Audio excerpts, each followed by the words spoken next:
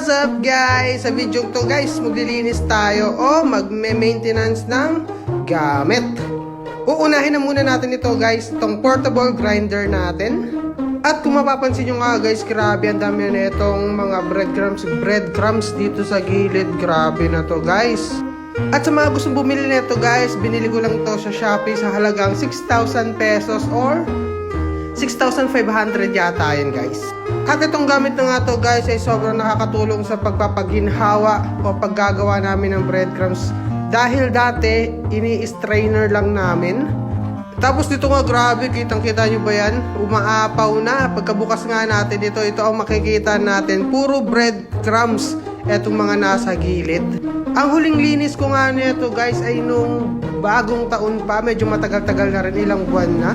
At dapat nga naman talaga na naglilinis tayo guys ng ating mga gamit, lalo na ito yung isa sa nagpapaginhawa ng ating trabaho. At itong gamit na nga to guys ay kapag nasira dahil sa ating kapabayaan, syempre gagastos na naman tayo yan. Pwede naman natin maiwasan mga ganung problema sa pamamagitan ng pagme-maintenance ng ating mga gamit. Marami pa nga sana tayo guys na lilinisin dyan, tulad ng oven, mga istante. Yung istante na yun guys, yun yung nilalagyan ng pandesal. Tapos syempre yung mixer din natin. Yan, papakita ko rin sa inyo yan guys.